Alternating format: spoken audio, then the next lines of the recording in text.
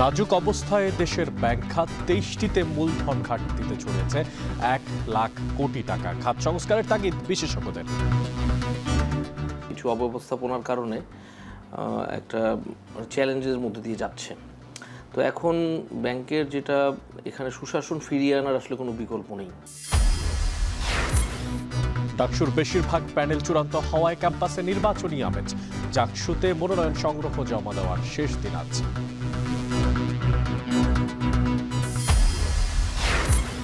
মুন্সিগঞ্জের শ্রীনগরের ঢাকা মাও এক্সপ্রেসওয়েতে প্রাইভেট কার উল্টে এক নারী সহ নিহত ৩ জন, আহত আরও একজন। বেপরোয়া গতির কারণে দুর্ঘটনা। গাজীপুরে প্রতিদিন গড়ে একটি করে খুন, 7 মাসে শতাধিক। ছিনতাই, চাঁদাবাজি, ববে উদ্বেগ। 1 বছরে চট্টগ্রামের 3 উপজেলায় গুলি সংঘর্ষে নিহত 15।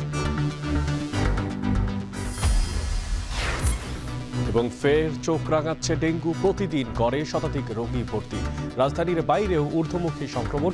স্বাস্থ্যসেবা বিকেন্দ্রীকরণের পরামর্শ বিশেষজ্ঞদের। এই স্বাস্থ্য ব্যবস্থাটা যে আমাদের সম্পদ আছে, এটা বিকেন্দ্রীকরণ করলে কিন্তু এটা হয়ে যায়।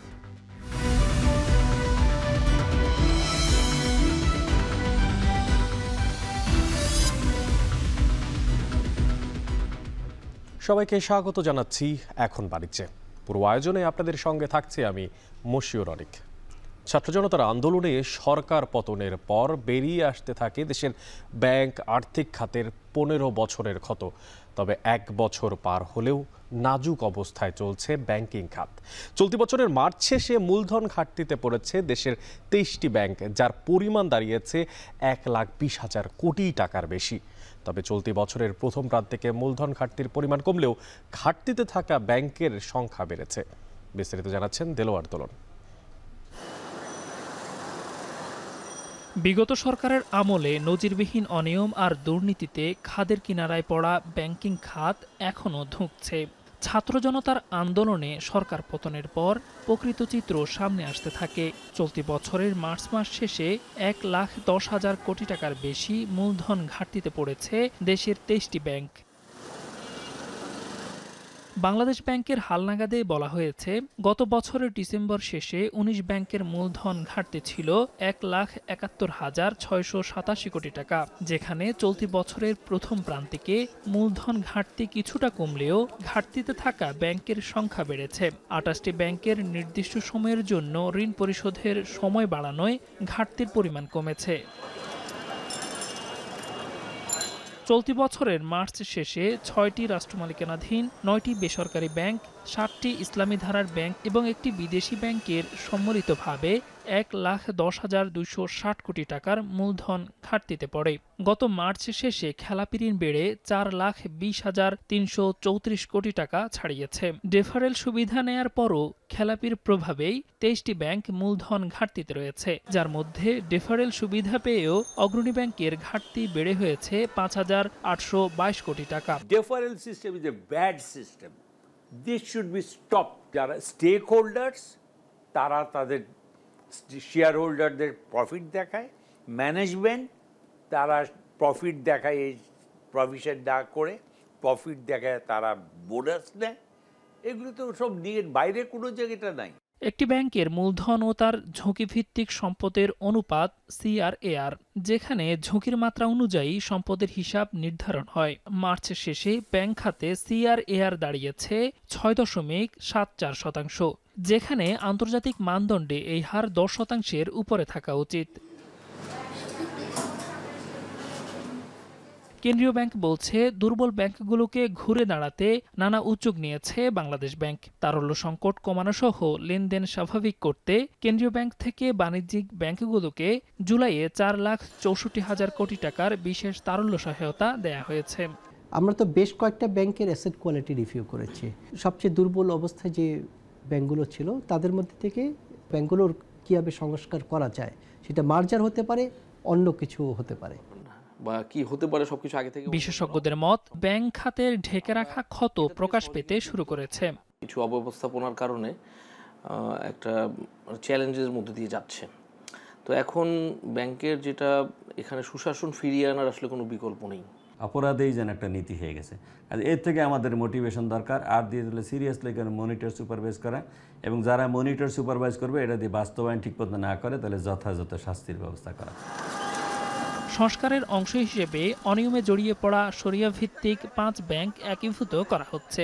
দ্বিতীয় ধাপে বেসরকারি আরও 11টি ব্যাংকের সম্পদের গুণগত মান যাচাই করছে কেন্দ্রীয় ব্যাংক। ব্যাংকগুলোর খেলাপি ঋণ, মূলধন ঘাটতি, বন্ধকি সম্পদসহ বিভিন্ন সূচকের প্রকৃত অবস্থা পর্যালোচনা শেষে আওতায় আসবে একীভূতকরণ প্রক্রিয়ার। দেলোয়ার দোলন, এখন, ঢাকা। ডাকসু নির্বাচনে এরই মধ্যে ছাত্রদল, ছাত্র শিবির সহ বেশিরভাগ ছাত্র সংগঠন পূর্ণাঙ্গ প্যানেল ঘোষণা করায় ক্যাম্পাসে বইতে শুরু করেছে নির্বাচনী আমেজ। আজ প্রার্থীদের প্রাথমিক তালিকা প্রকাশ করা হবে। বিকেলে বৈষম্য বিরোধী আন্দোলনের অন্যতম নেতা উমামা ফাতেমা প্যানেল ঘোষণা করতে পারেন। বিশ্ববিদ্যালয় সূত্রে জানা গেছে, ডাকসু নির্বাচনের জন্য বিভিন্ন বিভাগ থেকে স্বতন্ত্র প্রার্থীদেরকে নিয়ে প্যানেল ঘোষণা করতে পারেন তিনি। উমামা ফাতেমার নেতৃত্বাধীন ডাকসু প্যানেলের নাম হতে পারে স্বতন্ত্র শিক্ষার্থী ঐক্য প্যানেল। এর মধ্যে ডাকসু নির্বাচনের জন্য ছাত্রদলের ভিপি পদে আব্দুল ইসলাম খান এবং জিএস পদে শেখ তানভীর বারী সহ 27 সদস্য বিশিষ্ট প্যানেল ঘোষণা করেছে। গতকাল গণতান্ত্রিক ছাত্র সংসদের ভিপি পদে আব্দুল কাদের এবং জিএস পদে আবু বাকের মজুমদার, ছাত্র শিবিরের ভিপি পদে আবু সাদিক কায়েম এবং জিএস এর জন্য SM ফরহাদ এবং প্রতিরোধ পর্ষদের ভিপি পদে শেখ তাসনিম আফরোজ এবং জিএস পদে মেঘ মোল্লার বসু নির্বাচন করছেন। এবার 28টি পদের জন্য জমা পড়েছে 509টি ফর্ম। নির্বাচনের জন্য প্রার্থী 2000-এর বেশি, ডাকসু ভোটার প্রায় 40,000 শিক্ষার্থী। আগামী 9 সেপ্টেম্বর ডাকসু নির্বাচন অনুষ্ঠিত হবে।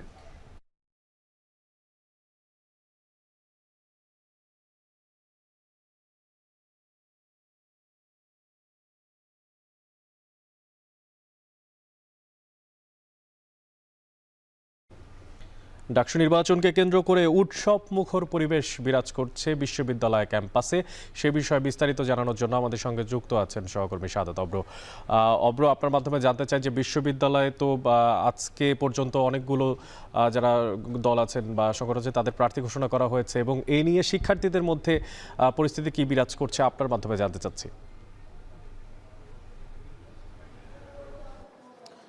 অনেক এই মুহূর্তে কিন্তু হচ্ছে ঢাকা বিশ্ববিদ্যালয়ের যেই নিয়মিত চিত্র, সেই নিয়মিত চিত্রের কিছুটা ভিন্ন চিত্র আমরা লক্ষ্য করেছি। কারণ হচ্ছে এখানে ডাকসু নির্বাচনকে ঘিরে ডাকসুর যেই ভবনটি আছে সেই ভবনের আশেপাশে কিন্তু আমরা অনেক ছাত্রছাত্রীকে দেখতে পেয়েছি, এবং যারা কিনা প্রার্থী তাদেরকেও কিন্তু আমরা লক্ষ্য করেছি ঠিক এই ডাকসু ভবনের আশেপাশে।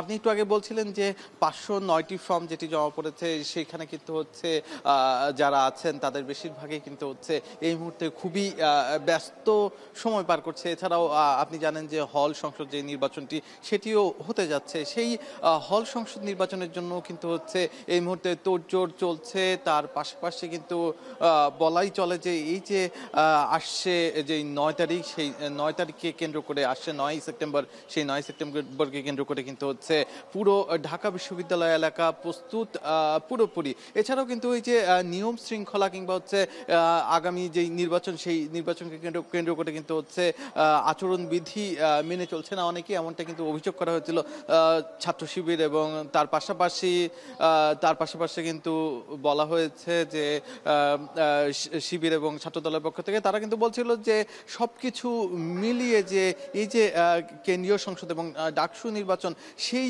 যে আমেজটি সেটি কিন্তু এই মুহূর্তে আছে ঢাকা বিশ্ববিদ্যালয়ে। আর 12টা নাগাদ কিন্তু উমামা ফাতেমা, যার কিনা এখনো প্যানেল ঘোষণা করা হয়নি, তিনি কিন্তু হচ্ছে প্যানেল ঘোষণা করার কথা রয়েছে এই মধুর ক্যান্টিনেই। আর মধুর ক্যান্টিন থেকেই কিন্তু হচ্ছে জানা যাবে আদতে যারা কারা কারা থাকছে এই নতুন যেই উমামা ফাতেমার প্যানেলে। এছাড়াও আমরা জানতে পেরেছি যে উমামা ফাতেমা যে কারণে দেরি করছেন এই প্যানেলটি দিতে, সেটির মূল কারণ এই যে আসছে নির্বাচনকে কেন্দ্র করে কিন্তু হচ্ছে অনেকেই চাইছে যে যেটি কিনা হচ্ছে স্বতন্ত্র প্রার্থী হয়ে যারা নির্বাচন করছে তারা কিন্তু হচ্ছে উমামা ফাতেমার সাথে থাকতে চাইছে। তারা কিন্তু হচ্ছে তাদেরকে যাচাই বাছাই এবং বিভিন্ন বিষয় তারা জেনে শুনে তারপরে কিন্তু হচ্ছে তাদের যে প্যানেল আছে সেই প্যানেলে নিবে, এমনটাই কিন্তু আমরা জেনেছি। এছাড়াও প্রায় 9টি প্যানেল গঠন করা হয়েছে উমামা ফাতেমা সহ। আজকে কিন্তু হচ্ছে প্যানেল ঘোষণা হবে পুরো 9টিরই। এই ছিল আমার কাছে ডাকসু নির্বাচনের সর্বশেষ খবর। বিশ্ববিদ্যালয়ে বিরাজ করছে আনন্দমুখর পরিবেশ। ঢাকা বিশ্ববিদ্যালয় চত্বর থেকে সরাসরি যুক্ত ছিলেন সাদাত অব্র, জানাচ্ছিলেন সেখানকার শিক্ষার্থীদের আগ্রহ এবং উৎকণ্ঠার সবশেষ খবরাখবর। 5ই আগস্টের ঘটনার পরপরই আসলে বেশ ইউনিভার্সিটিগুলোতে নির্বাচনী আমেজগুলো দেখা যাচ্ছে, বিশেষ করে তাদের ছাত্র সংসদ নির্বাচনের। জাহাঙ্গীরনগর বিশ্ববিদ্যালয় কেন্দ্রীয় শিক্ষার্থী সংসদ অর্থাৎ জাকসু হল সংসদের মনোনয়নপত্র উত্তোলন আর জমা দেওয়ার শেষ দিনও কিন্তু আজ। গেল 2 দিনে কেন্দ্রীয় সংসদের জন্য 87 জন এবং হল সংসদের জন্য 241 জন মনোনয়নপত্র সংগ্রহ করেছেন। জমা দিয়েছেন 4 জন। সকাল 9টা থেকে বেলা 2টা পর্যন্ত মনোনয়নপত্র উত্তোলন করা যাবে আর বিকেল 4টা পর্যন্ত দেয়া যাবে জমা। তবে এরপর আর কোনো মনোনয়ন ফর্ম জমা নেওয়া হবে না বলে বিজ্ঞপ্তিতে জানিয়েছে বিশ্ববিদ্যালয় প্রশাসন। এর আগে 18 ও 19 আগস্ট মনোনয়ন ফর্ম উত্তোলন ও জমার সময় নির্ধারণ করে জাবি প্রশাসন। তবে বৈধ শিক্ষার্থী হওয়া সত্ত্বেও চূড়ান্ত ভোটার তালিকা থেকে অনেকের নাম বাদ পড়া ও মনোনয়ন সংগ্রহে প্রস্তুতির জন্য ছাত্র সংগঠন ও শিক্ষার্থীদের সময় বাড়ানোর দাবির প্রেক্ষিতে একদিন সময় বাড়ায় নির্বাচন কমিশন।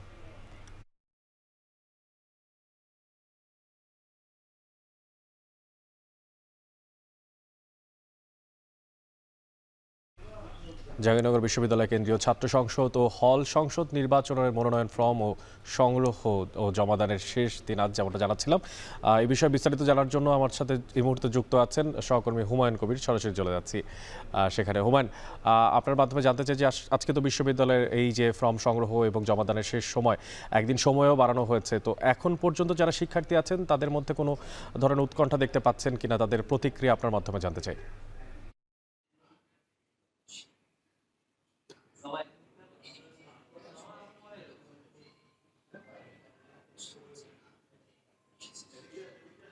অনেক আমরা কিছুক্ষণ আগে রিপোর্টের মাধ্যমে যেমনটি জানলাম যে 87 জন কিন্তু এ পর্যন্ত কেন্দ্রীয় সংসদের মনোনয়ন ফর্ম গ্রহণ করেছে, কিনেছে এবং 241 জন হল সংসদের কিন্তু মনোনয়ন ফর্ম বিক্রি হয়েছে। এবং আমরা কিছুক্ষণ আগে দেখেছি মানে সকাল থেকে এ পর্যন্ত আরো 4 জন কেন্দ্রীয় সংসদের প্রার্থী কিন্তু এখান থেকে মনোনয়ন ফর্ম সংগ্রহ করেছে। সব মিলিয়ে মোটামুটি একটা উচ্ছ্বাস কিন্তু বিরাজ করছে এবং বেলা গড়ানোর সাথে সাথে আসলে মনোনয়ন ফর্ম যারা প্রার্থী রয়েছে তাদের সংখ্যা বাড়বে এমন কথাই কিন্তু নির্বাচন কর্মকর্তা যারা রয়েছেন তারা বলছেন। কারণ আজকে দুপুর 2টার মধ্যেই কিন্তু নির্বাচনের জন্য মনোনয়ন ফর্ম সংগ্রহের যে সময় সেটি কিন্তু শেষ হবে এবং বিকেল 4টার মধ্যে কিন্তু জমা দেওয়ার কার্যক্রম শেষ হবে। ইতিপূর্বে শিক্ষার্থীদের দাবির প্রেক্ষিতেই কিন্তু সময় বাড়ানো হয়েছিল, এখন আর কোনো সময় বাড়ানোর সুযোগ নেই এমন কথাই কিন্তু বলছেন নির্বাচন সংশ্লিষ্ট এখানে যারা রয়েছেন তারা। তো মোটামুটি এখানকার যথেষ্ট প্রাণোজ্জ্বল পরিবেশ কিন্তু প্রাণবন্ত পরিবেশ বিরাজ করছে, সবার মধ্যে এক ধরনের উৎসাহ উদ্দীপনা কিন্তু বিরাজ করছে। কিন্তু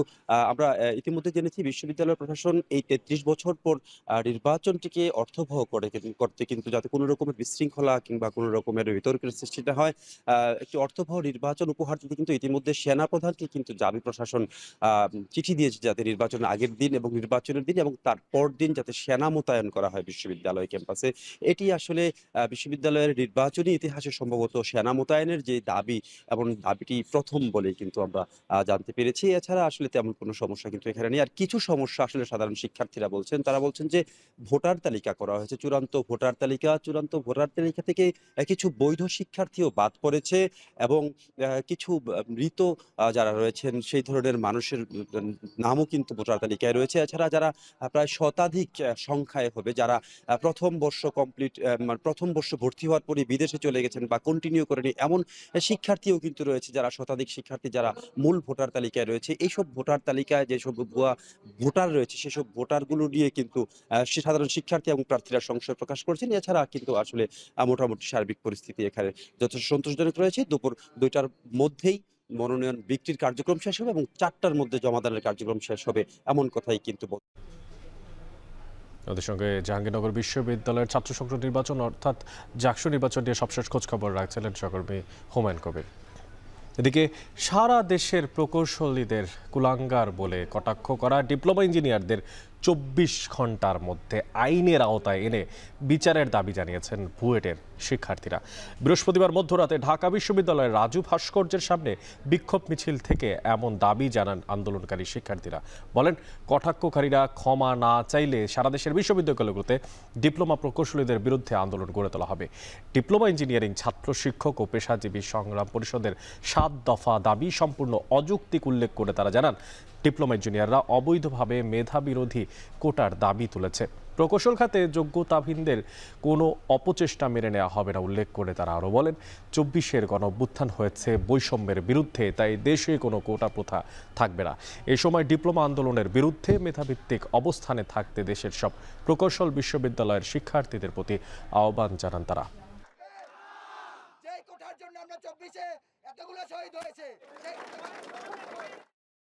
আজকের এক প্রেস কনফারেন্সে তারা প্রকাশ্যে বিএসসি প্রকৌশলীদের কুলাঙ্গার বলেছে। এটি শুধু অশালীন নয়, সরাসরি প্রকৌশল শিক্ষা ও পেশাজীবী সমাজকে অপমান করা। প্রকৌশল মানে প্রকৌশলী, টেকনিশিয়ান মানে টেকনিশিয়ান। এই সীমারেখা ভাঙার যে কোনো চেষ্টা প্রতিহত করতে আমরা সর্বাত্মক প্রতিরোধ গড়ে তুলব। আমরা রাষ্ট্রের কাছে দাবি জানাই, এর উপযুক্ত বিচার যদি না করে তাহলে বুয়েটিয়ানরা আর চুপ করে থাকবে না, সহ্য করেছে আর সহ্য করবে না। এদিকটায় ডিপ্লোমাদের দ্বারা বিএসসি প্রকৌশলীদের কটাক্ষের প্রতিবাদে মধ্যরাতে উত্তপ্ত হয়ে ওঠে চুয়েট ক্যাম্পাস। মধ্যরাতে বিশ্ববিদ্যালয়ের বিভিন্ন হল থেকে স্লোগান দিতে দিতে স্বাধীনতা চত্বরে জড়ো হয় শিক্ষার্থীরা। এরপরে মিছিল নিয়ে বিশ্ববিদ্যালয়ের বিভিন্ন সড়ক অতিক্রম করে পুনরায় স্বাধীনতা চত্বরে জড়ো হয়ে বিক্ষোভ করতে থাকেন তারা। এ সময় বিক্ষুব্ধ শিক্ষার্থীরা বলেন, ডিপ্লোমা ইঞ্জিনিয়ার হয়ে বিএসসি ইঞ্জিনিয়ারদের পদ দখল করা কখনোই দেশের প্রকৌশল খাতের জন্য মঙ্গলজনক নয়। এতে পুরো খাত ঝুঁকির মুখে পড়বে। এ সময় কোটা প্রথা নির্মূল ও কটাক্ষকারীদেরকে গ্রেফতারের দাবি জানান তারা। এর আগে সংবাদ সম্মেলনে বিএসসি ইঞ্জিনিয়ারদের কুলাঙ্গার সম্বোধন করে বক্তব্য দেন ডিপ্লোমা ইঞ্জিনিয়ারদের এক নেতা।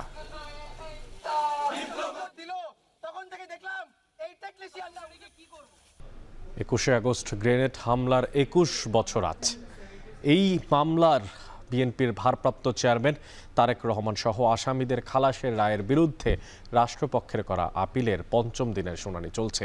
সেখানে আছেন সহকর্মী গালিব ইবনে রিয়াজ। বিস্তারিত জানতে যুক্ত হচ্ছি তার সাথে। গালিব, আজ যুক্তিতর্কে তো কথা আছে, আসামি পক্ষের কথা বলার, তারা কোন বিষয়গুলো তুলে ধরছেন এবং 5ম দিনের মতো শুনানি চলছে, আর কতদিন এটা চলতে পারে এই শুনানি আপনার মাধ্যমে জানতে চাই।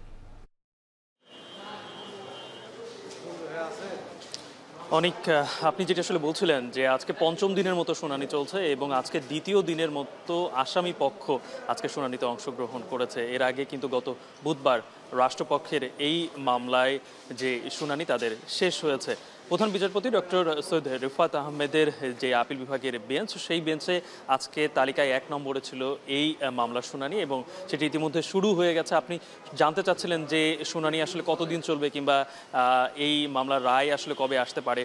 ইতিমধ্যে কিন্তু গতকালকে আসামি পক্ষের আইনজীবীরা আশা করেছেন যে এই মাসের মধ্যেই এই মামলার একটি রায় তারা প্রত্যাশা করছেন এবং সেটি তারা পাবেন, যেটি আসলে অনেক আসামি পক্ষ এবং রাষ্ট্রপক্ষ এর আগে আসলে যেটি বলেছিলেন যে এই মামলায় যে 12 জন সাক্ষী যারা স্বেচ্ছায় জবানবন্দি দিয়েছিলেন তাদের উপরেই কিন্তু এই মামলাটা দাঁড়িয়ে আছে এবং যেই 2টি পৃথক মামলায় এখানে বিএনপির ভারপ্রাপ্ত চেয়ারম্যান তারেক রহমান সহ 19 জনকে যাবজ্জীবন কারাদণ্ড এবং সেই সাথে সাবেক স্বরাষ্ট্র প্রতিমন্ত্রী লুৎফুজ্জামান বাবর সহ 19 জনকে যে মৃত্যুদণ্ডের রায় বিচারিক আদালতে দিয়েছিল, সেটি যে হাইকোর্ট পুরোপুরি প্রত্যেক আসামিকে যে খালাস করে দিয়েছেন তার বিরুদ্ধে কিন্তু তারা আপিল করেছেন। কিন্তু তারা বলতে চাচ্ছেন যে এই পুরো যেই রায়টি বিচারিক আদালত দিয়েছে এটি পুরোটাই তাদের ওই জবানবন্দির ওপরে দাঁড়িয়ে আছে। কিন্তু অন্য পক্ষে আসলে যেটি হাইকোর্টে আসামি পক্ষের আইনজীবীরা যেটি বলেছিলেন সেই একই রকমভাবে তারা আপিল বিভাগেও কিন্তু সেটি প্রমাণের চেষ্টা করছেন যে সেটি কখনোই নয়। সেটি হচ্ছে যে এই 21 আগস্ট গ্রেনেড হামলার পেছনে তারেক রহমানকে কিভাবে জড়ানো যায় তার জন্য বিভিন্ন সময় বিভিন্ন প্রক্রিয়া চলেছে। এর মধ্যে 17 জন পুলিশ কর্মকর্তাকে তাদেরকে এই মামলা থেকে তাদেরকে বাদ দেওয়া হবে এমন মর্মে কিন্তু তাদের আলাদা করে তাদেরকে সাক্ষ্য তাদের নেওয়া হয়েছে এবং একই সাথে যিনি প্রধান যেই আসামি একজন ছিলেন মুফতি হান্নান, তার কাছ থেকে যে জবানবন্দি নেওয়া ছিল সেটিও কিন্তু প্রায় 420 দিনের মতো তাকে বিভিন্নভাবে নির্যাতন করে তাদের কাছ থেকে জবানবন্দি নেওয়া হয়েছে এবং পরবর্তীতে কিন্তু মুফতি হান্নান এটিকে আবার অস্বীকারও করেছিলেন। তো এখন অনেক যেহেতু শুনানি চলছে, গতকালকেও অনেক সময় ধরে শুনানি চলেছে, আজকেও শুনানি চলছে, এই মাসের মধ্যেই এই মামলাটি নিষ্পত্তি হবে বলে আশা করছেন আইনজীবীরা। তো এই ছিল আমার কাছ থেকে এখান থেকে সর্বশেষ। সহকর্মী গালিব যুক্ত ছিলেন উচ্চ আদালত থেকে, জানাচ্ছিলেন সেখানে 21 আগস্ট বোমা হামলা বা গ্রেনেড হামলার যেই রায় রাষ্ট্রপক্ষের, সেই রায়ের সবশেষ খবরাখবর। এদিকে ঢাকা মাওয়া এক্সপ্রেসওয়েতে নিয়ন্ত্রণ হারিয়ে একটি প্রাইভেট কার উল্টে এক নারীসহ নিহত হয়েছে 3 জন। এই ঘটনায় আহত হয়েছেন আরও একজন। এই ঘটনায় ভোর 6টার দিকে মুন্সিগঞ্জের শ্রীনগরে উপজেলার শোলঘর এলাকায় ঘটনাটি ঘটে। ফায়ার সার্ভিস কর্তৃপক্ষ জানায় ঢাকাগামী প্রাইভেট কারটি শোলঘর এলাকায় এসে অতিরিক্ত গাড়ির গতির কারণে নিয়ন্ত্রণ হারিয়ে সড়ক বিভাজনের সাথে ধাক্কা লেগে মহাসড়কেই উল্টে যায়। এতে ঘটনাস্থলে নিহত হন 2 জন। আহত 2 জনকে উদ্ধার করে শ্রীনগর স্বাস্থ্য কমপ্লেক্সে নেয়ার পথে আরও একজনের মৃত্যু হয়। নিহতদের বিষয়ে বিস্তারিত এখনও কিছু জানা যায়নি বলে জানান উপজেলা স্বাস্থ্য কর্মকর্তা।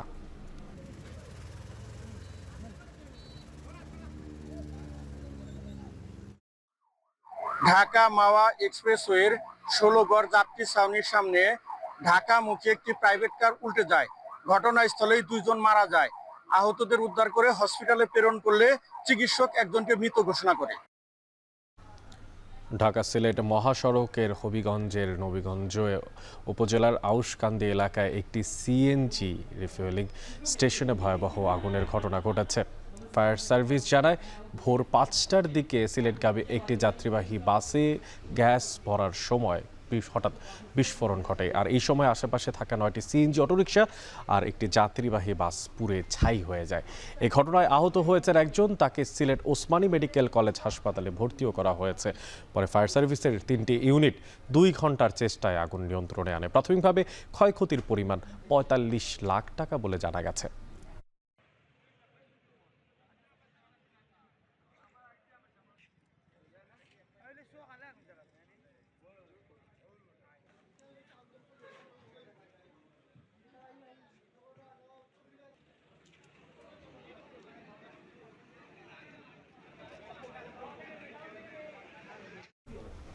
গেল 7 মাসে গাজীপুরে খুন হয়েছে 104 জন।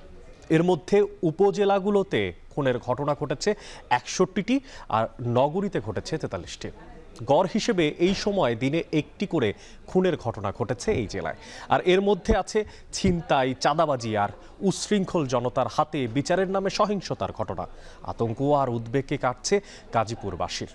জিএমপির দাবি, বাহিনীর সীমিত সক্ষমতা সত্ত্বেও পরিস্থিতি নিয়ন্ত্রণে কাজ করে যাচ্ছেন তারা। KM আক্তারুজ্জামানের তোলা ছবিতে পাখিরা জানাচ্ছেন জাহিদ। স্বামী হারানোর দিন দশেক পরেও শোকের ছায়া থেকে মুক্ত হতে পারছেন না ফরিদা বেগম মুক্তা। 2 সন্তানকে সাথে নিয়ে এলেন গাজীপুর চান্দনা চৌরাস্তার ঠিক সেই জায়গায় যেখানে খুন হন তার স্বামী সাংবাদিক আসাদুজ্জামান তুহিন। আলোচিত এই হত্যাকাণ্ডে এখন পর্যন্ত 8 জন গ্রেপ্তার হলেও নিরাপত্তা শঙ্কায় দিন কাটছে তার। আশঙ্কা তো অবশ্যই আছে। ওরা যদি জামিন ছাড়া পায় আমাদের তো বেঁচে রাখবে না, আমাদের মানে একবারে আমাদের পরিবারটা নিঃস্ব করে ফেলবে, সবাইকে শেষ করে ফেলবে। বিচার নিয়ে চাওয়া যে দ্রুত ওদের মানে ফাঁসি হোক, এটুকু চাই আমরা, দ্রুত যাদের ফাঁসি হয়ে যায় তাহলে আমরা একটু নিশ্চিত থাকবো। চান্দনা চৌরাস্তার মতোই গাজীপুরের টঙ্গী স্টেশন রোড, টঙ্গী উড়াল সড়ক, কোনাবাড়ি ও জয়দেবপুর এলাকা এখন অপরাধের হটস্পট। এসব এলাকায় চলতি বছরের জানুয়ারি থেকে জুলাই পর্যন্ত খুন হয়েছেন 43 জন। নগরীর 8টি থানার মামলার তথ্য বলছে 2024 সালের একই সময়ে হত্যাকাণ্ড সহ অন্যান্য অপরাধের পরিমাণ ছিল তুলনামূলক কম। এসব কারণে সন্ধ্যার পর নিতান্ত জরুরি না হলে ঘর থেকে বের হতে চাইছেন না নগরবাসী। অনেকেই দিনের বেলাতেও একাকী চলতে বোধ করছেন শঙ্কা। ভয় বলতে রাস্তাঘাটে এটা তো আতঙ্কজনকই যে আমি বাসে উঠছি, বাসের জানালার সিটে বসছি, আমার মানে মোবাইলটা আমার হাতে থেকে নাই। পুলিশের টল তেমন একটা দিতে পারে না ভাই, দিতে পারলে তো এরকম ছিনতাইকারী হতো না ভাই, হইতো না, প্রায় ছিনতাইকারী হয় এই জায়গায়। আগের চেয়ে খারাপ হয়েছে, ভালো হয়নি। আর আগে তো এত হইতো না, আর এখন দেশে দেখা গেছে থানায় পুলিশের এখন কেউ আগের মতো ভয় পায় না, এখন ওই সুযোগটাই সবাই নিতেছে আর কি।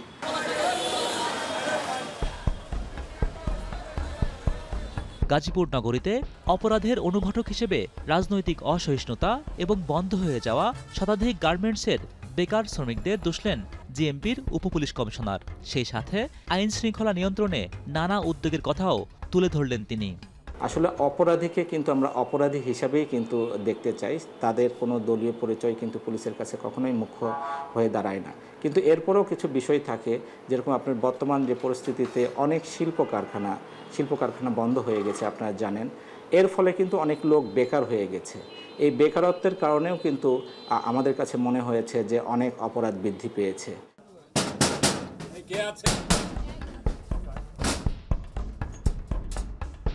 পুলিশের এমন বাড়তি তৎপরতা মনে করিয়ে দেয় ফেব্রুয়ারিতে অপারেশন ডেভিল হান্ট নামে গাজীপুরের যৌথ বাহিনীর অভিযানের কথা।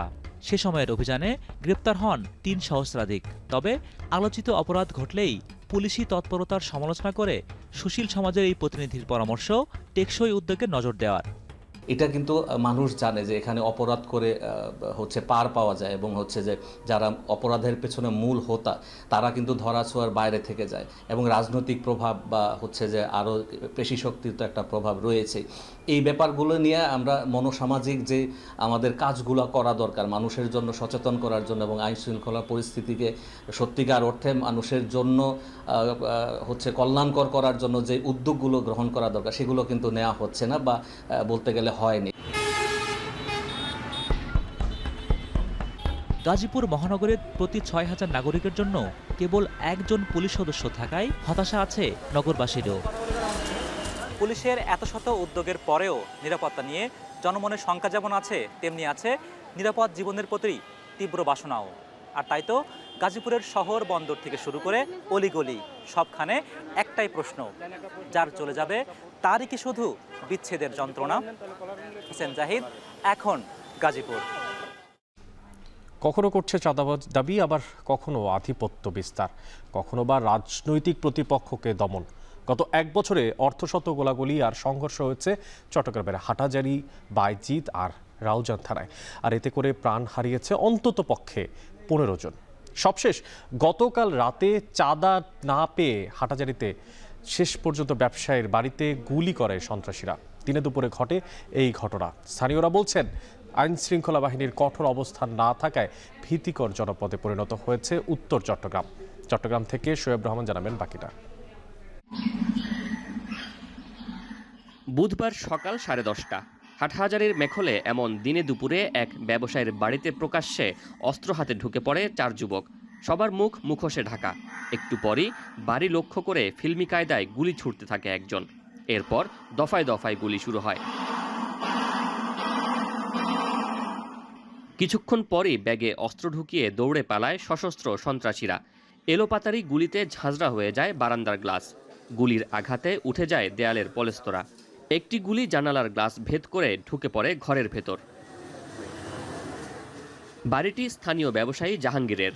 এলাকায় তিনি সজ্জন ব্যবসায়ী হিসেবে পরিচিত। আবাসন, পেট্রোল পাম্প সহ নানা রকম ব্যবসা তার। জানান, কয়েকদিন ধরে বিদেশি নম্বর থেকে তার কাছে 50 লাখ টাকা চাঁদা দাবি করে আসছিল একটি গ্রুপ।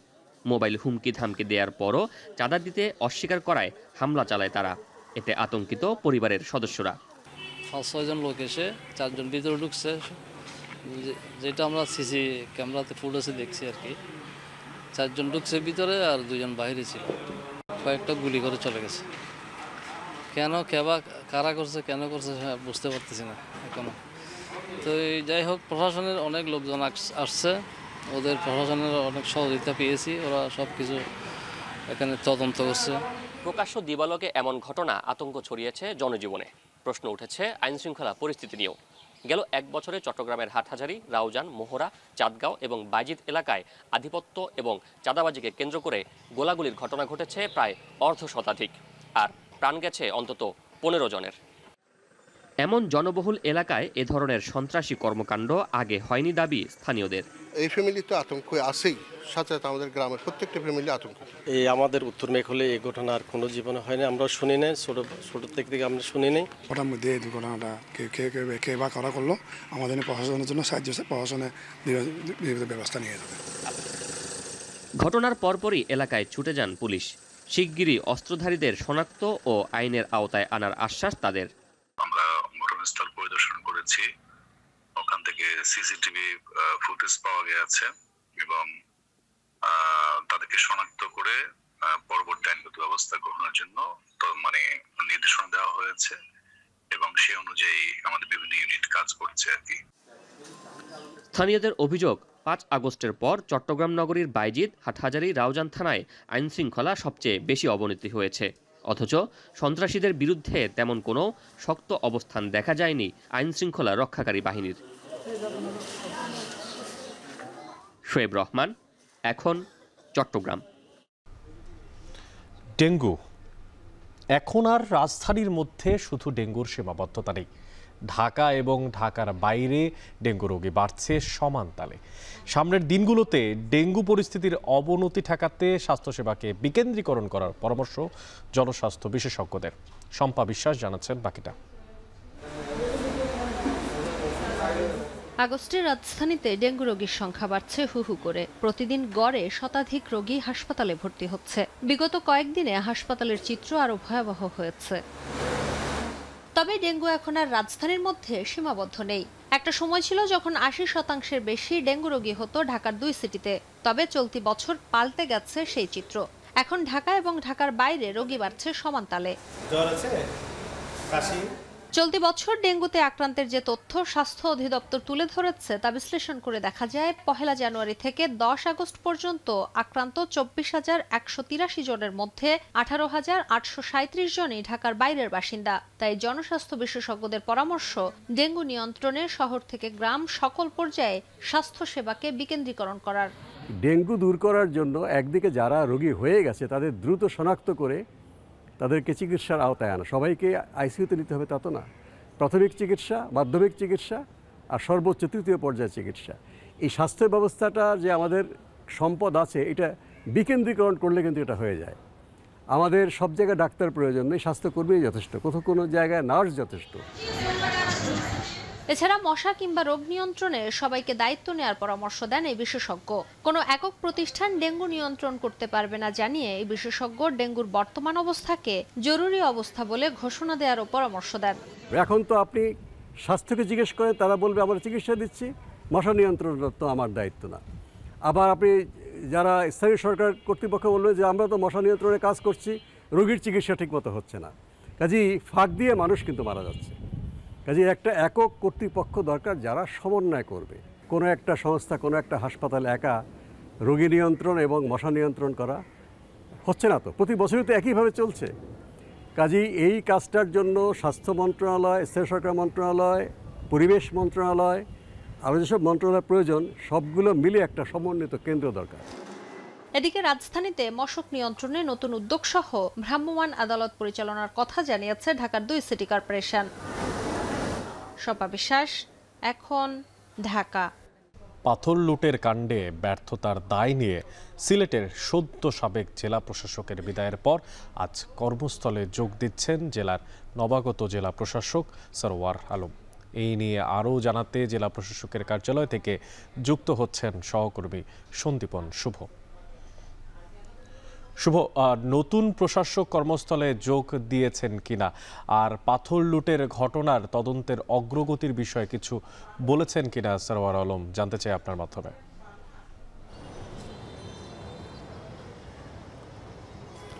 দেখুন, আজকে সকালেই কিন্তু চার্জ অ্যান্ড হ্যান্ডওভারের মাধ্যমে সদ্য বিদায়ী যে জেলা প্রশাসক ছিলেন শের মাহবুব মুরাদ, তিনি কিন্তু দায়িত্ব হস্তান্তর করেছেন নবাগত যিনি জেলা প্রশাসক এসেছেন মোহাম্মদ সারওয়ার আলমের কাছে। এবং এই দায়িত্ব গ্রহণের ফলে কিন্তু যে মানুষের যে আকাশ সমান যে একটা প্রত্যাশা ছিল, সেই প্রত্যাশা নিয়ে কিন্তু আজকে মোহাম্মদ সরওয়ার আলম এসেছেন। এবং আপনি নিশ্চয়ই জানেন যে তিনি কিন্তু বৈদেশিক ও কর্মসংস্থান মন্ত্রণালয়ের উপসচিবের দায়িত্ব পালন করেছেন এবং যিনি আইন উপদেষ্টা রয়েছেন আসিফ নজরুল একান্ত সচিব হিসাবে উনি কাজ করেছেন। এবং ওনার কিন্তু বিগত আমলে ওনার বেশ কিছু সুনাম ছিল, উনি কিন্তু বেশ দাপটের সাথে কাজ করেছেন এবং ওনার সেই সুনামের ধারা অব্যাহত থাকবে বলে এখানকার জনগণ প্রত্যাশা করছেন। এবং আমরা এখানকার সর্বস্তরের মানুষের সাথে আলাপ করেছি, সবাই বলছেন যে আসলে একটা নতুন প্রত্যাশা, নতুন আশা নিয়ে কিন্তু সবাই মুখিয়ে আছেন। কারণ আপনি জানেন যে পাথরকাণ্ডের পর সিলেটের চারিদিকে কিন্তু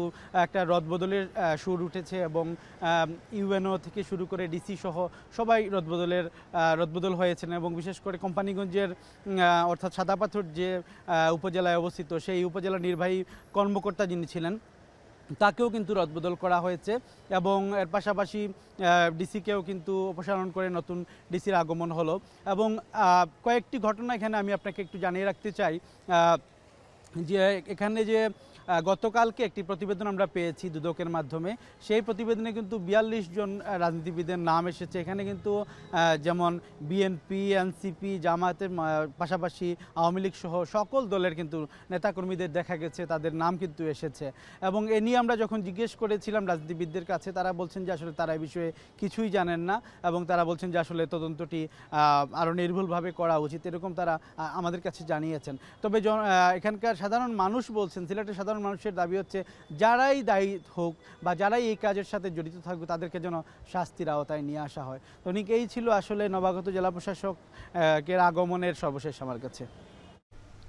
সিলেটের জেলা প্রশাসকের কার্যালয়ের সামনে থেকে যুক্ত ছিলেন সহকর্মী সন্দীপন শুভ। নতুন করে আমদানি অনুমতি না দেয়ায় আজ থেকে হিলি স্থলবন্দর দিয়ে বন্ধ রয়েছে পেঁয়াজের আমদানি। এ বিষয়ে আরও জানাতে হিলি স্থলবন্দর থেকে যুক্ত হচ্ছেন সোহেল রানা। সোহেল, আপনার মাধ্যমে জানতে চাই যে আমদানির অনুমতি কখন পাওয়া যেতে পারে, এই বিষয়ে কোনো তথ্য আছে কিনা আপনার কাছে, আর ব্যবসায়ীরা বা কী বলছেন?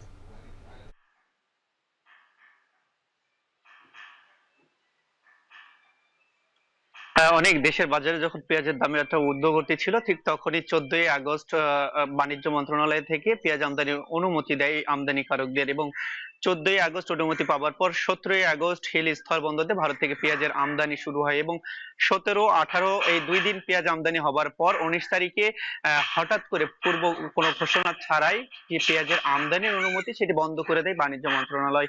এরপর থেকেই বন্দরে যারা ব্যবসায়ী রয়েছেন তারা কিন্তু অনেকটাই বিপাকে পড়েছেন, কারণ তারা বলছেন যেহেতু ব্যবসা বাণিজ্যের একটা চলমান রয়েছে, সেই জায়গা থেকে তারা ভারতের বিভিন্ন রাজ্যগুলোতে পেঁয়াজের কিন্তু লোড করেছেন এবং সেখান থেকে পেঁয়াজ প্রায় ভারতে প্রায় 150 ট্রাকের মতন এখনো অপেক্ষমান রয়েছে, সেগুলো বন্দরে প্রবেশের অপেক্ষায় ছিল।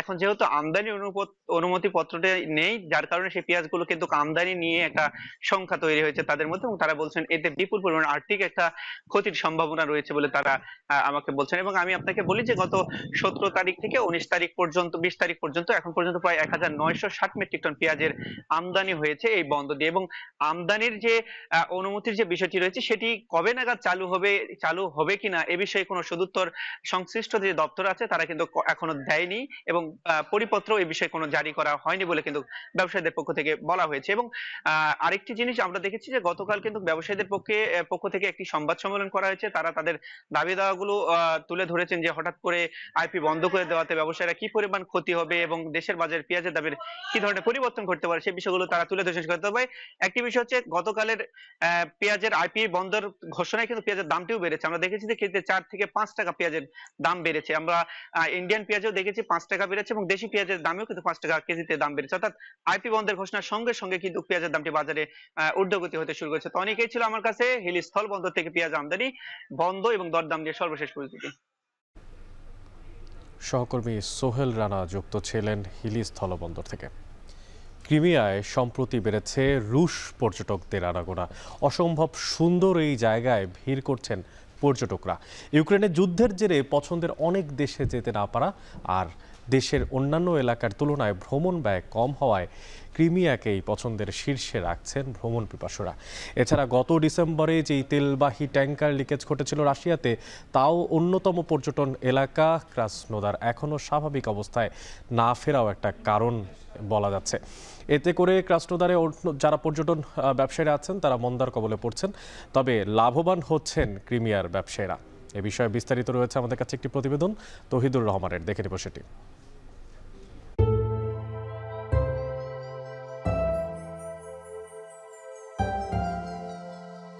রাশিয়া ইউক্রেন যুদ্ধে টার্ম কার্ড হয়ে উঠেছে ক্রিমিয়া।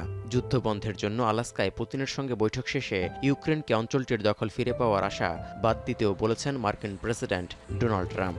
আলোচিত সেই অঞ্চলটিতেই হঠাৎ করে রুশ পর্যটকদের আনাগোনা বাড়ছে। বিশেষ করে ক্রিমিয়ান পর্বতমালার পাদদেশে অবস্থিত ইয়াল্টা শহরে যাওয়া ভ্রমণ পিপাসুর সংখ্যা সবচেয়ে বেশি।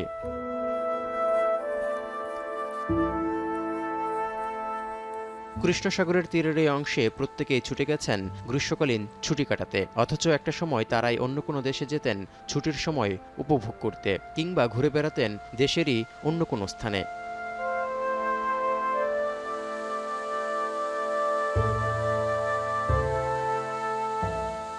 এই অবস্থায় প্রশ্ন উঠেছে, যুদ্ধের মধ্যে আলোচিত এই অংশেই কেন পা ফেলতে এতটা আগ্রহী হয়ে উঠছেন রুশ পর্যটকরা? এর উত্তরে বেশ কয়েকটি কারণ তুলে ধরেছেন ভ্রমণ পিপাসুরা। এর মধ্যে প্রথমটি হলো অঞ্চলটিতে থাকা খাওয়ার ব্যয় তুলনামূলক সস্তা। বিশেষ করে কৃষ্ণসাগরের ঝিনুক এবং তরমুজসহ গ্রীষ্মকালীন খাবারের কম দাম আকৃষ্ট করছে বলে জানান এই দম্পতি। Думаю, что в Крыму гораздо более бюджетно, чем, да, опять же, по сравнению с Краснодарским краем, например, какие-то крупные курорты, Сочи, Адлер, самые известные. অনেক পর্যটক এও বলছেন যে যুদ্ধের কারণে ইউরোপ সহ বিভিন্ন দেশে নিষেধাজ্ঞায় 3.5 বছরের বেশি সময় ধরে অনেক পছন্দের দেশে ভ্রমণে যেতে পারছেন না তারা, যার কারণে দেশের পর্যটন অঞ্চলই তাদের একমাত্র ভরসা। কেউ কেউ বলছেন অপরূপ সৌন্দর্যের লীলাভূমি হওয়ায় তাদের কাছে টানে ক্রিমিয়া। За границу уже давно не ездили, потому что здесь понравилось и уже как бы неохота туда ехать, тем более, скажем так, обстановка в мире такая. В свою бытность, житье свое на Донбассе я ни разу не была в Крыму. খরচ কমানো ও বিদেশ ভ্রমণে সীমাবদ্ধতা ছাড়াও রাশিয়ান পর্যটকরা এবছর ক্রিমিয়াকে বেছে নেয়ার আরেকটি বড় কারণ হলো গত ডিসেম্বরে বৈরী আবহাওয়ায় কৃষ্ণসাগরের কার্চ প্রণালীতে রাশিয়ান তেলবাহী ট্যাঙ্কার দুর্ঘটনা। তখন 10,000 টনের বেশি তেল সমুদ্রে ছড়িয়ে পড়ায় দেশটির ক্রাসনোদার অঞ্চলের জনপ্রিয় সমুদ্র তীরবর্তী রিসোর্ট শহর আনাপায় পর্যটক সংখ্যা 70% কমে গেছে। এই সুযোগে বেশ জমজমাট হয়ে উঠেছে ক্রিমিয়ার জনপ্রিয় পর্যটন ব্যবসা। Но вот уже с конца июня и вот по настоящее время мы ощущаем поток туристов, он увеличивается с каждым днем, поэтому можно сказать, что сезон удался, сезон хороший. В этом году появилось очень много новых людей, новых туристов. В принципе, мы не ожидали такого наплыва. ক্রিমিয়ায় রুশ পর্যটকদের ভ্রমণ চাহিদা বাড়ায় বেশিরভাগ হোটেলে সেপ্টেম্বরের শেষ পর্যন্ত 100% বুকিং সম্পন্ন। অক্টোবরেও সম্ভবত রুম খালি থাকবে না বলে প্রত্যাশা ক্রিমিয়ার পর্যটন সংশ্লিষ্ট ব্যবসায়ীদের। তৌহিদুর রহমান, এখন বিশ্ব। পরবর্তী ক্রিকেটারদের বা পরবর্তী প্রজন্মের যে সমস্ত ক্রিকেটাররা তাদের জন্য বিসিবি থেকে সব ধরনের সুযোগ সুবিধার নিশ্চয়তা চান ক্রিকেটার মুশফিকুর রহিম। বিসিবির শেয়ার অ্যান্ড কেয়ার প্রোগ্রামের আলোচ্য বিষয়গুলোর পূর্ণাঙ্গ বাস্তবায়নও চান তিনি। বিশ্ব ক্রিকেটে নিজেদের শ্রেষ্ঠত্ব বাড়াতে এর কোনোই বিকল্প নেই মানছেন লিটল মাস্টার মুশফিকুর রহিম। বিস্তারিত জানাচ্ছেন ফারহান ইহসান। ফিজিক্যালি চ্যালেঞ্জ ক্রিকেটারদের ট্রায়ালে গিয়েছিলেন বাংলাদেশ দলের সবচেয়ে সিনিয়র ক্রিকেটার মুশফিকুর রহিম। সেখানে বেশ খানিকটা সময় কাটানোর পর বললেন ফিজিক্যালি চ্যালেঞ্জ ক্রিকেটারদের সুযোগ সুবিধা আরও বাড়ানো উচিত। ক্যারিয়ারের পরন্ত বেলায় ক্রিকেটার মুশফিকুর রহিম দীর্ঘদিন ধরে সার্ভিস দিচ্ছেন বাংলাদেশ ক্রিকেটে। বিসিবি শেয়ার অ্যান্ড কেয়ার প্রোগ্রামে ক্রিকেটারদের অধিকার ও প্রয়োজনীয়তা নিয়ে হয়েছে বিস্তর আলোচনা। খেলোয়াড়দের সাথে বিসিবি সরাসরি আলোচনাকে সাধুবাদ জানিয়েছেন বর্ষিয়ান এই ক্রিকেটার। তবে ভবিষ্যৎ ক্রিকেটারদের জন্য চান যথাযথ ক্রিকেট কাঠামো ও অনুশীলনের নিশ্চয়তা।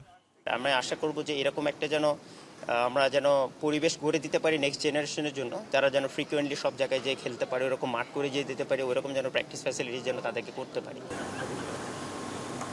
বাংলাদেশ দলের ক্রিকেট যাত্রাটা বেশ দীর্ঘ। সুদীর্ঘ এই পথ চলায় দলীয় সাফল্যের হার অনেকটাই নিম্নমুখী। বিশ্ব ক্রিকেটে পিছিয়ে থাকার পেছনে নিজেদের সীমাবদ্ধতাকে বড় করে দেখছেন মিস্টার ডিপেন্ডেবল। এখন ওয়ার্ল্ড ক্রিকেট যতদূর এগিয়ে গেছে, আমরা বাংলাদেশ তাদের থেকে অনেক পিছিয়ে। তো এই দিক থেকে যদি আমরা সেই সাপোর্টটা দিতে পারি তাহলে ডেফিনেটলি আমার মনে হয় আরও এগিয়ে যাবে বাংলাদেশি ক্রিকেট। যে ইমপ্লিমেন্টটা যতদিন না হবে আসলে ততদিন এই বৈঠক বলেন বা যারা মিটিং বলে এগুলো আসলে ফ্রুটফুল হবে না। বাংলাদেশের ক্রিকেট ফ্যাসিলিটি নিয়ে নিজের অসন্তোষের কথা জানালেন মুশফিক, পাশাপাশি প্রশংসায় ভাসালেন বসুন্ধরা স্পোর্টস সিটিকে। এটা দেখে তো আসলে আমাদের সবারই লজ্জা লাগা উচিত, কারণ এইরকম একটা গ্রুপ বাংলাদেশে, যেটা সারোয়ার ভাই জাভেদ ভাই বললো যে ন্যাশনাল টিম, তো ক্রিকেট তো দূরের কথা, মানে কোনো ন্যাশনাল টিমের এরকম ফ্যাসিলিটিস নেই, যেটা কিনা প্রত্যেকটা ন্যাশনাল টিমের একটা নর্মাল বেসিক নিডস হওয়া উচিত, কারণ আপনি ফ্যাসিলিটি যতদিন না এনশিওর করতে পারবেন ততদিন আসলে প্লেয়ারদের বের করা আনা অনেক ডিফিকাল্ট হবে। তো আমার মনে হয় যে এই ফ্যাসিলিটিস দেখে যদি আমাদের যারা নীতি নির্ধারক আছে তারা যদি ইন্সপায়ার না হয়, তাহলে আসলে আমাদের আর মানে আফসোস ছাড়া আর কিছু বলার নেই। তবে বিশ্ব ক্রিকেটে সাফল্য পেতে বিসিবির ক্রিকেট ফ্যাসিলিটির কোনো বিকল্প নেই বলে মানেন সাবেক বাংলাদেশ অধিনায়ক। চান ক্রিকেট অভিভাবকদের সদিচ্ছা ও যথাযথ পরিকল্পনার বাস্তবায়ন। ফারহান ইহসান, এখন, ঢাকা। শেষ করছি এখন বাণিজ্য, তবে যাওয়ার আগে শিরোনামগুলো জানিয়ে দিচ্ছি আরও একবার। নাজুক অবস্থায় দেশের ব্যাংক খাত 23টিতে মূলধন ঘাটতি ছাড়িয়েছে 1 লাখ কোটি টাকা। খাত সংস্কারের তাগিদ বিশেষজ্ঞদের। কিছু অব্যবস্থাপনার কারণে একটা চ্যালেঞ্জের মধ্যে দিয়ে যাচ্ছে।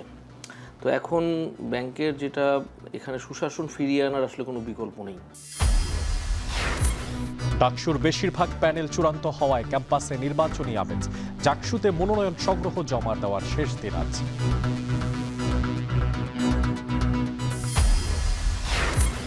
মুন্সিগঞ্জের শ্রীনগরে ঢাকা মাওয়া এক্সপ্রেসওয়েতে প্রাইভেট কার উল্টে এক নারী সহ নিহত 3, আহত আরও একজন। বেপরোয়া গতির কারণে এই দুর্ঘটনা। গাজীপুরে প্রতিদিন গড়ে 1টি করে খুন, 7 মাসে শতাধিক ছিনতাই, চাঁদাবাজি, পবে উদ্বেগ। 1 বছরে চট্টগ্রামের 3 উপজেলায় গুলি সংঘর্ষে নিহত 15। এবং ফের চোখ রাঙাচ্ছে ডেঙ্গু, প্রতিদিন গড়ে শতাধিক রোগী ভর্তি। রাজধানীর বাইরেও ঊর্ধ্বমুখী সংক্রমণ। স্বাস্থ্যসেবা বিকেন্দ্রীকরণের পরামর্শ বিশেষজ্ঞদের। এই স্বাস্থ্য ব্যবস্থাটা যে আমাদের সম্পদ আছে, এটা বিকেন্দ্রীকরণ করলে কিন্তু এটা হয়ে যায়। এ ছিল এখন বাণিজ্যের আয়োজনে। সঙ্গে থাকার জন্য ধন্যবাদ।